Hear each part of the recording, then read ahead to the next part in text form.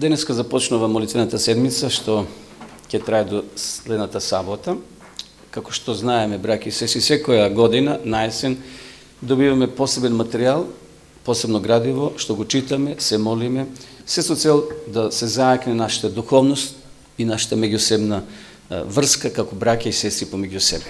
Ова година, ова молитвена седмица е посветена на темата "Повикани сме да им веруваме на неговите пророци". Пред да поминеме на самото читање, еве на почетокот поздрав од председателот на нашата црква, братот Тед Вилсон, преку овие воведни зборови во самото четиво.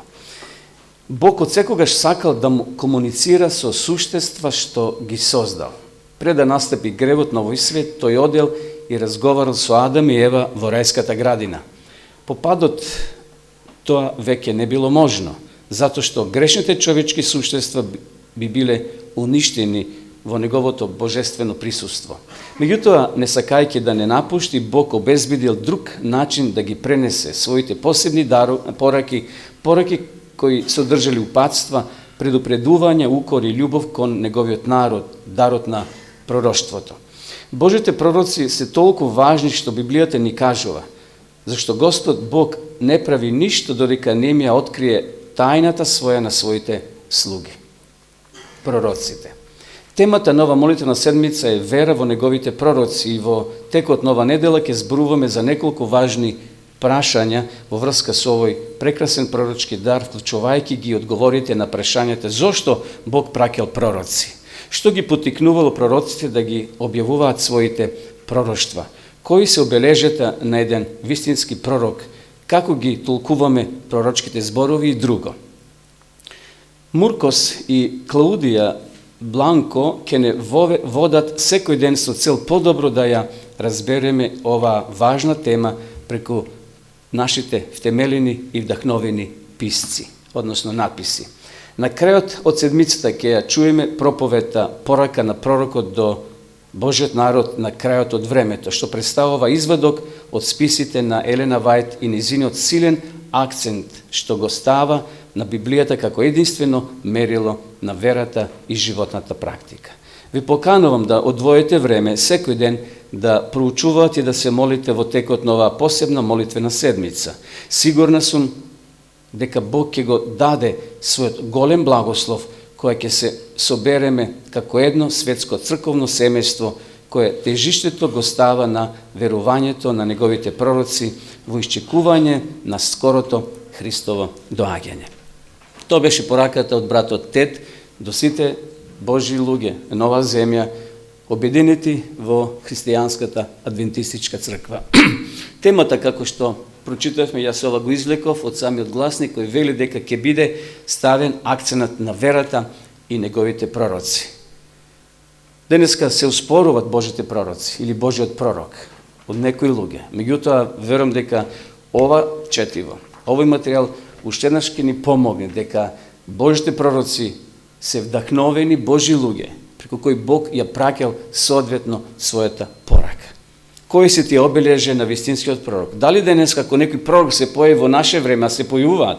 Знаете, се појаваат луѓе кои имат видења, кои имат соништа и вели ти си таков, ти си онаков. Дали тие се од Бога пратени или пак не се? Затоа да го пратиме овој материјал ова седмица и Бог ќе ни помогне да ги откриеме големите вистини.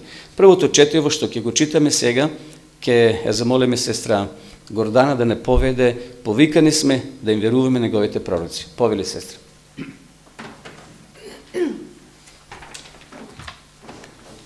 Насловот на материјалот за денес гласи "Зошто Бог праќал пророци? Господ им ги открива своите тајни на своите слуги". Замислете дека првото лице што некогаш сте го виделе е Бог.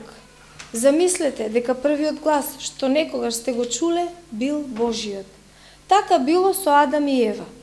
И Господ Бог го создаде човекот од земен прав и му дувна во лицето дух животен, и човекот стана жива душа. 1 Мојсеева 2:7. Од реброто што го зеде од човекот, Господ Бог создаде жена и ја доведе кај човекот. Стих 22. Кога Адам и Ева ги отвориле очите, го здогледале прекрасното Исусово лице, а првите зборови што ги слушнале биле изговорени со неговиот милозвучен глас. Се било совршено во нивниот прекрасен дом во градината. Тие уживале во друштво на ангелите, едни со други и со самиот Бог. Елен Вајт вака ја опишува оваа сцена. За светата брачна двојка Бог се грижал не само како татко, туку и како учител, и тие, како ученици, примале поуки од сезнајниот Творец. Нив ги посетувале ангелите и уживале право да разговараат со својот Творец, без никаква темна пречка што би ги одействувала од него. Но кога гревот влегол во овој свет, работите страшно се влошиле. Наместо да бидат одушевени од средбата со Бога, нашите прародители побегнале, исплашени и барале место да се скријат. Но, се разбира, никој никогаш не може да се скрие од Бога. Од бројните работи што ги изгубиле тој ден, најболна била предноста да имаат отворена, директна комуникација со самиот Бог. Адам во својата безгрешност уживал во непосредно заедништво со својот Творец, но гревот го раздвоил човекот од Бога и само Христовото помирување можело да ја премости таа бездна и да овозможи примање на благословите или спасение од небото на земјата. Бог не напуштил.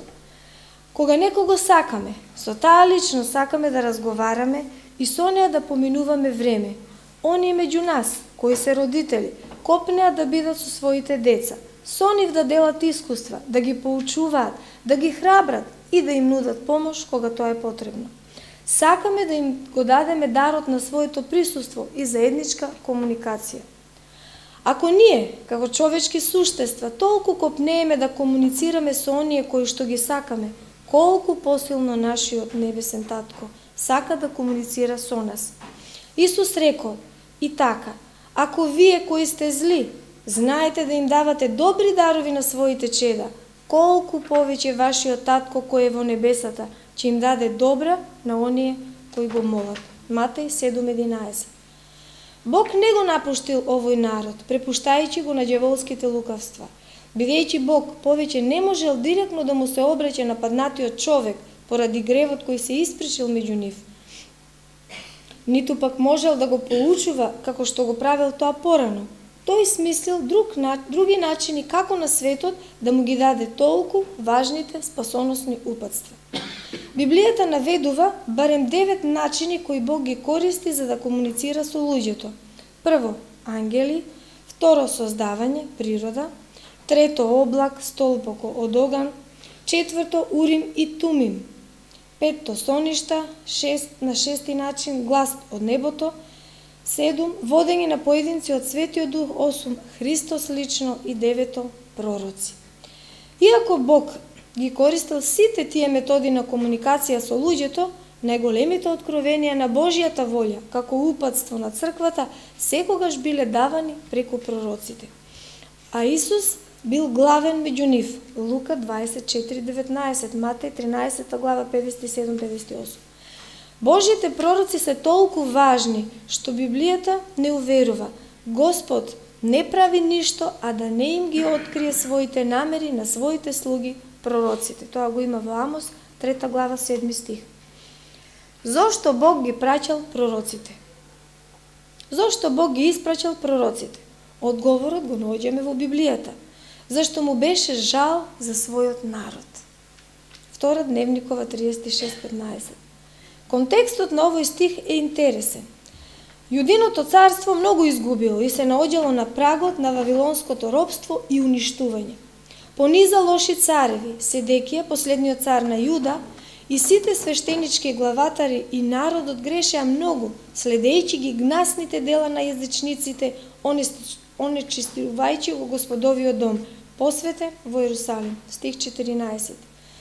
До тоа дошло, иако Бог испраќал бројни пророци, вклучувајќи го Јеремија, кој на народот му зборуваше од Господовата уста. Стих 12. Овие пророчки гласници били испратени затоа што му беше жал за својот народ, како што слушнавме во стих 15. Како реагирал Божиот народ? За жал. Некако сега во Немија.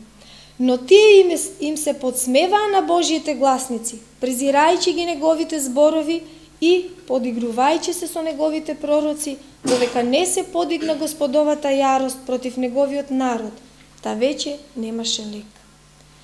Сериозна работа е да се презираат пораките кои што Бог ги испраќа преку своите пророци. Како последица на ова, смртта ги стасала и момчињата, и девојките, и постарите луѓе, па дури и оние кои побегнале во Божиот дом. Преостанатото богатство од Господовиот дом било украдено и домот запален. Ерусалимските зидишта ги разрушиле, а градот го разориле. Преживеаните ги одвеле во Вавилон како робови. Дека ќе се случи сето тоа, Бог ги предупредил преку своите пророци, меѓу кои бил и Еремија, но луѓето одбиле да ги слушаат. Божјите пророци и пораките што тој ги испраќал преку нив, за жал биле отфрлени. Сепак, Бог и понатаму го задржал тој канал на комуникација со својот народ, зеницата на неговото око. 5 Мојсеева 32:10. Бог действува преку пророците. Бог од дамнешни времења испраќал многу важни спасоносни пораки преку своите пророци. Пророците се обични луѓе кои Бог ги одбрал да го застапуваат, така што ќе ги примат неговите божествени пораки и верно ќе им ги пренесуваат на неговиот народ. Бог на своите пророци им зборувал преку визии и соништа, а пророците водени од Светиот Дух, она што го гледале и слушале, го пренесувале со своји зборови, зашто никогаш пророштвото не дошло од човечка волја, туку светите Божји луѓе зборувале носени од Светиот Дух. 2 Петрово 1:21. Пророците имале мощна и важна улога во целата историја на човечкиот род, покажувајќи зошто Бог го благословил својот народ со тоа што ги испречал. Во својата книга Господовиот весник, Херберт Даглас наведува 8 причини зошто Господ избрал да ги ползува пророците, а не некој знак за свртување на внимание, како пишување по облаци или грамотевици, со кои би им ја соопштувал својата волја секој утро во рани зори. Да ги слушнеме тие 8 причини. Прво, пророците укажувале на првото Христово доаѓање и го подготвувале патот за тоа доаѓање. Второ, како Господови застапници, пророците им укажувале на луѓето дека Бог толку ги цени човечките суштества, што меѓу мажите или жените ги бира оние кои ќе го представуваат. Трето, пророците се постојани потсетници на тоа колку Божите упатства им се блиски на луѓето и секогаш им стојат на располагање. Четврто, присуството на пророците го ставала на проверка ставот на луѓето кон Бога. Петто, пораките преку пророците ја постигнуваат истата цел како и личната комуникација со Творецот. Шесто, пророците покажуваат што може да направат во животот на луѓето заедништвото со Бога и преобразувачката благодат на Светиот Дух. Седмо, пророците помогнале да се соопшти планот на спасение, бидејќи Бог постојано користи комбинација на човечкото и божественото во своите многу ефикасни напори да допре до изгубените луѓе. И осмо, извонредното дело на пророците е нивниот придонес во пишаната реч. Пророштвото е дар. Јасно е дека пророците служат како клучна алка за комуникација помеѓу Бога и луѓето. Многу Божји пораки полни со упатства, објаснувања, предупредувања, прекор, охрабрувања и конечни планови се сочувани за нас со помош на Божјата пишана реч, Библијата. Библијата е збир на Божји пораки за неговиот народ и запис на неговото дејствување меѓу луѓето, онака како што за нив пишувале неговите пророци во периодот од речиси 1600 години, од Мојсей па се до апостол Јован, вдахнати од Светиот Дух. Дарот на пророштвото е еден од даровите на Духот наведени во 1 Коринтијаните 12 глава и Божјата реч вели дека тој ќе биде присутен на крајот од времето.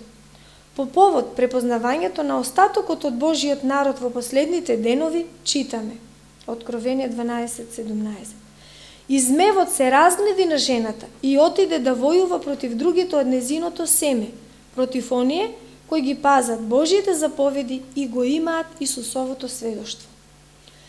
Поврзано со овие стихови и концептот на Бога, кој зборува преку своите пророци, ги читаме зборовите на ангелите упатени на Јован. И паднав пред неговите нозе, да му се поклонам, и ми рече: не прави го тоа, јас сум сослужител твој и на твоите браќа, кои го имаат Исусовото сведоштво. Поклони му се на Бога, зашто Исусовото сведоштво е духот на пророштвото. Откровение 19:10. Адвентистите на седмиот ден веруваат дека Бог во својата мудрост и милост подигнал еден пророк за овие последни денови. Иако не е потребно овде да се спомнуваат сите текстови за пророците, еден од поважните е дека вистинскиот пророк никогаш нема да се спротивстави на поранешните пораки кои ги пренесувале Божиите пророци, бидејќи и пророчките духови им се покоруваат на пророците.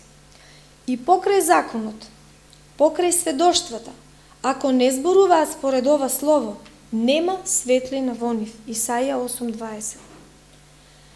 Во сите своји списи, писма, проповеди и пораки, Елен Вајт ја поддржува Библијата и никогаш не се спротивставува на незините учења. Милиони го нашли и засакале Исуса, водени од незината пророчка служба, и дополнителни милиони се благословени од божествените совети добиени од неа. Сваќањата за здравиот живот, образованието, служењето на Бога и други работи и понатаму служат како патокази на Божиот народ на денешницата. Предупредувањата за она што ќе дојде и упатството како најдобро да се подготват се корисни пораки за сите кои сериозно ги сваќаат. Во текот на оваа молитвена седмица ве повикувам да размислите за неверојатниот дар на мудроста и милоста која Бог ни ја дал преку своите пророци и да се сетите на благословите кои доаѓаат ако ја слушате неговата реч.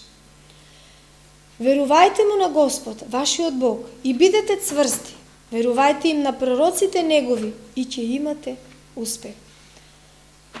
Втора Дневникова 20:20. Тоа е текст. Првата Божја намера не била да има пророци. Пророците дошле како причина за гревот на Адам и на Ева. Во самото градиво писателот не воведе дека во почетокот постоело совршенство во рајот. Првите родители директно комуницирале со Бога. Како Божји деца, како родител со своите деца што директно комуницираат. Се било совршено, прекрасен дом во прекрасна градина. Уживале во друштво на ангелите. Уживале во друштво на Создателот на Бога. Но знаеме дека дошло до пореметување. Пророците Бог ги подигнал како негови гласници кои треба да ја пренесат веста, пораката до паднатиот човек. И токму на прашањето зошто Бог ги праќал пророците, одговорот е затоа што сакал да ги врати своите деца на правата патека. Адам во својата безгрешност уживал во непосредно заедништво на својот Творец, но гревот го раздвил. Очигледно, Господ на своите слуги им откривал тие тајни, пораки што требало луѓето да ги знаат. Таа комуникација била прекината. Не можел човекот повеќе да обстои во присуство на Бога, зашто е изгубил таа светост. Она светост што Адам и Ева ги покривало, исчезнала. И затоа се почувствувале недостојни пред Бога и побарале за солниште, односно да се покријат. Но до овој миг се уште пророците, не биле на сцена стапнати. Но Бог ги подигнал таквите пророци се со цел да се доближи до својот народ, односно да ја доближи својата порака. Ова слика не враќа во времето на Илија и на Елисија, кога Божиот човек Илија, кој имал своји падови и качување, успони во својот живот, Бог решил да го земе жив на небото. Илија заминал. Елисија ја продолжил таа пророчка служба. Знаеме дека Илија и останатите околу него формирале пророчка служба, пророчка школа, еден вид како денеска теолошка школа, кај што се образуваат теолози, проповедници. Во тоа време се образувале пророци, Божји луѓе кои треба да го поведат народот напред. И знаеме, Елисија е еден од таквите. Имал прилика неколку дарови, духовиот проценти од Илија, кој правил чуда, навистина, да ги превземе тој. Приликата била само, му рекол Илија, ако бидеш буден, ако бидеш во присуство мое кој ќе заминам, и знаеме тога што се случило. Но како е да е, денеска Бог комуницира со својата црква преку мене, преку тебе, преку сите нас. Адам во својата безгрешност уживал во непосредно заедништво со својот Творец. Каква привилегија имал, браќи и сестри. Но гревот го раздвоил човекот од Бога и само Христовото помирување можело да ја премости таа бездна и да возможи примање на благословите или спасение од небото на земјата. Тој е цитат од книгата Патриарси и пророци. Значи Бог не напуштил и после паѓањето во грев. Овде пише, вели, Бог не го напуштил својот народ, препуштавајќи го на ѓаволските лукавства, бидејќи Бог повеќе не можел директно да му се обраќа на паднатиот човек поради гревот, кој се испречил помеѓу нив, ниту пак можел да го поучува како што го правил тоа порано. Тој смислил друг начин како на светот да му ги даде толку важните спасоносни упатства. И сега Бог одбрал повеќе начини. Еве, јас извлеков неколку тие точки од самиот материјал што го читавме. Најпрво Бог комуницирал преку ангелите. Значи имаме пример со Јакова, како Бог му се јавува во онаа видење кога сонувал сон и кога ангелите тој ги видел. Претоа на Марија и подоцна, сега зборуваме од Стариот Завет, значи на Аврам, сеќавате, кој му дошол на гости? Ангели му соопштиле вест. И така тоа се преточува низ целиот Стар Завет, доаѓаме до Новиот, кога Марија имала глас, слушнала директно преку ангелите, преку природата. Сетете се начин или место кога природата проговорила на еден Божи човек. Преку природата. Мојси, сеќавате? Што се случи со она капина? Грмушката горела. И Мојсе таму во позадина слуша глас. Мојсе, Мојсе. Што да направи со обувките? Да. Зашто местото кај што стоише света земја, секаде Бог кај што е присутен е свето место. Значи, гледате, Бог се служи преку природата. Столб од оган. И тоа го имаме во Стариот Завет. И потоа свештениците носиле едно дело, една наметка, Урим и Тумим. Знаете, кој ќе светне една боја, одобрение, друга боја, Бог вели, не е тоа според моја волја. Урим и Тумим. Начин видливо како Бог комуницирал со првите луѓе или првата генерација. Потоа со сониште. И денеска тоа стои. И денеска може Бог преку сон да се открие. Но сепак, тамо вели во Новиот Завет, да ги испитуваме соновите, зашто не се сите од Бога. Зашто може и оној непријател да ти направи прилика. И секој сон треба ние да го поминеме низ призмата на Библијата. Замислите, сониш сон и дека твојата прабаба бара да ја однесеш супа на гробишта. Ќе го направиме ли тоа? Знаејќи Библијата дека зборува дека покојните мируваат и не се свесни. А нешто да направиш што е спротивно на Библијата, секако тој сон не е од Бога. Глас од небото. Не знам дали се доживеале такво нешто вие, но има верници, поединци кои слушат глас. Кои слушат глас, по овој пат да се движиш, ова да го направиш. И денеска Бог на тој начин комуницира. Преку Светиот Дух, преку нашата совест, Духот Свети не напоменува, не упатува. Преку Исус Христос, исто така Бог се открива. И овде го ставивме пророците. Значи, пророци преку кои Бог ја праќал, ја испраќал својата порака до својот народ. Но знаеме, сите пророци не биле прифаќани така лесно. Какви пророци барале луѓето во тоа време и денеска барат такви учители? Како што ги? Вели, сврби ушите. Во смисол, порака што им одговара. И често пати читаме во Стариот Завет, таквите пророци дори биле убивани, кои му кажувале на народот, вратете се, зашто Бог тој ќе го направи. А тие вели се набавија пророци кои изборуваа обратно. Мир е, нема ништо што да се плашите. Меѓутоа, еве, знаеме од Библијата, Божиот народ, евреите, 2 пати паѓале во тотално робство. Очигледно, но тие вели им се подсмеваа на Божите гласници, презирајќи ги неговите зборови и подигрувајќи се со неговите пророци. Додека не се подигна Господовата јарост против неговиот народ, та веќе немаше лек. Значи, Бог, почитувани, делова преку пророците. Бог на своите пророци им зборувал преку визии или соништа, а пророците, водени од Светиот Дух, вели апостол Петар, оно што го гледале и слушале, го пренесувале со своји зборови. Бог не им диктирал.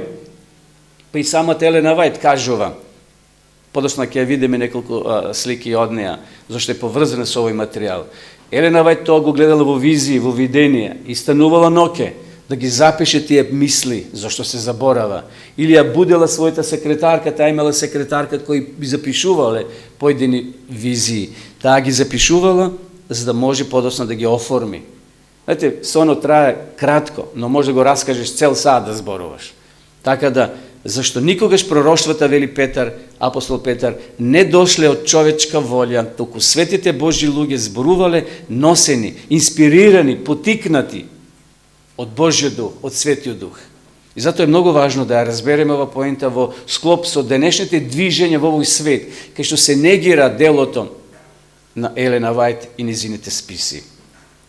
Бог во својата црква подигнал пророк.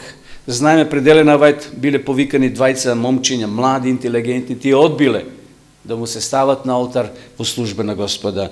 Пророците имале мощна и важна улога во целата историја на човечкиот род, покажувајќи зошто Бог го благослови својот народ со тоа што ги испрекел. Во својата книга, во големата борба, таму пишува дека Бог навистина ги потикнувал тие пророци со цел да ја пренесат веста на својот народ, зашто Бог ги сака и ги сака понатаму. Која била улогата? Еве, од ова книга, Господовиот вестник, што е напишал Херберт Даглас, имаме 8 точки, уште еднаш ги поминеме. Пророците укажувале на првото Христово доаѓање и го подготвувале патот за тоа доаѓање. Ако ги читате Стариот Завет, сите тие пророчки извештаи, ќе видите дека сите нивни написи биле за доаѓањето на Исус Христос, го приготвувале патот. Понатаму, како Господови застапници, пророците им укажувале на луѓето дека Бог толку ги цени човечките суштества, што меѓу мажите или жените ги бира они кои ќе го представуваат. Бог ги бирал, Бог има апсолутно право. Зошто братот е одбран да биде пророк, а сестрата не или обратно? Тоа е Божје право, суверено право. Може има поинтелигентни, попаметни, но Божја проценка е дека таа личност ќе биде негов сад, негово орудие преку кој тој ќе оствари својата волја. Пророците се постојани подсетници на тоа колку Божите упатства им се блиски на луѓето и секогаш им стоят на располагање. Присутноста на пророците го ставала на проверка ставот на луѓето кон Бога. Гледате, пророкот имал важна улога. Тоа не биле луѓе светци, тие имале своји слабости, но тие се ставеле во раците Господови да бидат маша или орудие. Знаете, во една прилика пророк Исаја се почувствувал недостоен и кога Бог вели кој ќе ми излезе, кого ќе го пратам, Исаја се чувствувал недостоен. Гледајќи се при тоа, гледало, вели, мојот јазик е поган, извалкан. И Бог символично да го очисти, што прави? Јаглен зема, жар. А знаете колко опасно да ставиш жар на устата, на јазикот. Тоа не е символика. Бог го очистил и да биде навистина пророк Божи. И затоа подоцна Исаја ќе каже: еве ме Боже, испрати ме мене. Пораките преку пророците ја постигнуваат истата цел како и личната комуникација со Творецот. Гледате, преку пророкот ние воспоставуваме контакт со Бога во времето на пророците. Пророците покажуваат што може да направат во животот на луѓето заедничеството со Бога и преобразувачката благодат на Светиот Дух. 7. Пророците помогнале да се соопшти планот на спасение, бидејќи Бог постојно користи комбинација на човечкото и божественото во своите многу ефикасни напори да допре до изгубените луѓе. Гледате, Бог работи преку луѓе, преку нас. Денеска нема пророци во тој сегмент. Денеска ние може директно да комуницираме со Бога. Пишува таму Давид дека директна комуникација со Бога преку Исуса Христа. Исус е нашиот посланик горе на небото, но ние директно може да комуницираме со Бога. Но овде во овој контекст вели пророците помогнале да се оствари планот, односно да се соопшти планот на спасението, бидејќи Бог работи, користи две комбинации, човечко и божествено. И 8. Извореното дело на пророците е нивниот придонес во пишаната реч. Замислете да немаме денеска Библија. Колку од нас би запамтиле нешто? Брзо забораваме. Во времето на Ное, во времето на Аврама немало пишани документи, односно Библија. Тогаш луѓето биле многу по-здрави. Памтеле и тоа се пренесувало од генерација до генерација. Замислете, Адам живел колку години? 930 години. И тој видел 9-10 генерации на своји внуци правни учења деца, замислете. И тој им зборува, може да ги собрал вака и вели, дојдете внучени, јас и баба ви Ева, таму бевме, таму беше рајот, таму уживавме. Директно и тоа им го пренесува. Замислите каква предност имале. Но како животниот век течел, човечкиот живот се скратувал. Посебно, ја знаете она фотографија, до Ное имаме горе висока линија, а после Ное потопо што се случува? Паѓа животниот век. И Давид, што ќе каже царот Давид? Колку е векот наш? 70 во појакиот пол до 80. И навистина, пророците се многу важни и фала му на Бога, што ги дал тие пророци да се запише тоа во книга. Ние имаме 66 книги во ова мала книга во Библијата. Дадена, корисна за учење, за карање или за поправање. И одиме сега кон наше време во 19. век, време кога Бог ја подигнал својата црква како движење да може таа светлост да продре во многу краеви во светот. Бидејќи во тоа време се јавува и дарвинизмот, еволуција. Гледате, паралелно ѓаволот прави секој, се појавува вистина права, и тој ќе даде фалсификат, нешто полувистина и луѓе да бидат збунети. Во тоа време се јавува и Дарвин и многу движења во светот. Бог ја покренува христијанската адвентистичка црква како движење 1860 година. Меѓутоа, таа била измешана наука со вистина и полувистина. Луѓето не знаеле што е таа вистина, зашто тука позади е тој темен век, среден век, прогонства, се она што влијаело да Библијата биде повлечена во тие мувлосани станови, да едноставно биде со синџири врзана, да биде слепа за луѓето, ја немало на народен јазик, се читала на латински, наречена вулгата, а многу мал број на луѓе ја читале на оригинален јазик. И затоа Бог ги подигнува реформаторите Мартин Лутер, Цвингли, Јан Хус, луѓе кои ги заложиле своите животи. Знаеме Мартин Лутер во прогонство, додека се крил, го превел Новиот Завет на, односно Библијата на германски народен јазик. А веќе бил оптужен во Ватикан, дека тој е бунтовник од еден ортодоксен католик, од еден оден католик, сега се бунтува. И кога ја читаме книгата Големата борба, тоа го гледаме. Бил повикан на суд, на разговор, но тој додека е таму во прогонство, ја преведува Библијата на народен јазик. Така на народот полека му се отварат очите. Бог ја повикува и Елена Вајт. И самата таа кажува дека не е замена за Библијата. Таа е тоа мало видело. Библијата е тоа големо видело кој ние треба да ја го читаме и да го следиме. Но благодарение на нејзините откровенија што Бог ги открил, денеска ние сме многу богати. Во своите писма, во своите проповеди и порак Елена Вајт ја поддржува Библијата и никогаш не се спротивставува на нејзините учења. Значи, таа никогаш не кажала следете ме мене, како некои верски лидери што вел следете ме мене. И знаеме како завршиле во Америка и во други делови на светот, кај што станале култисти, повеле група на луѓе, како тој завршува и тие завршуваат со него. Елена Вајт преку сите своји списи го воздигнува Исуса. Христос е спасителот. Таа не насочува кон Христа, но ја осветлува таа патека да полесно, побезбедно стасаме до самиот Спасител, до Исус Христос. И затоа, нека Господ ни помогне, браќи и сестри, да во текот на ова молитвена седмица да размислуваме за овој неверојатен дар на мудрост и на милост што Бог ни го дал преку своите пророци и да се сетиме на благословите кои доаѓаат токму преку читањето на тие написи што пророците ги запишале. Не им било лесно.